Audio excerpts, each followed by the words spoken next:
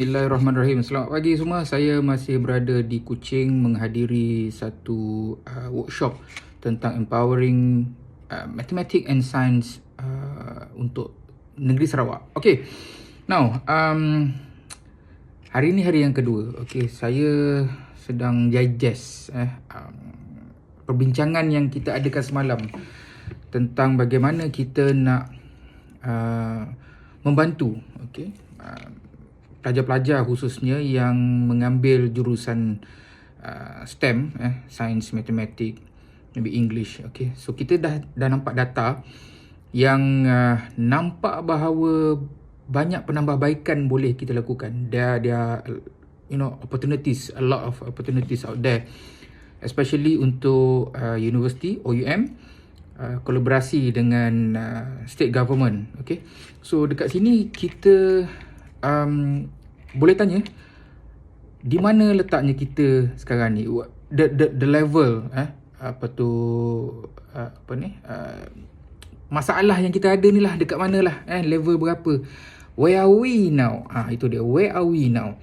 Okay, bila kita dah tahu kita ni dekat mana duduk letaknya kita ni, dan kita kena tengok juga tuan-tuan dan puan-puan, hala tuju kita, ke mana kita nak pergi. Okay, kita nak mencapai grade berapa, kita nak mencapai, orang dekat luar, kita nak mencapai tahap yang bagaimana, level yang macam mana.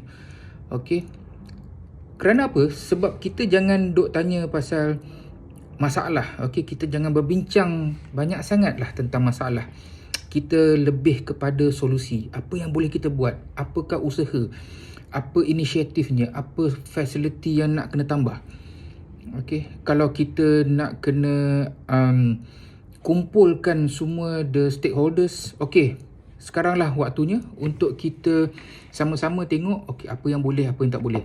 Yang ini boleh banyak, yang ini boleh sikit lagi. So discussion beginilah yang kita panggilkan strategic planning, supaya ianya boleh kita execute. Okay, kita buat.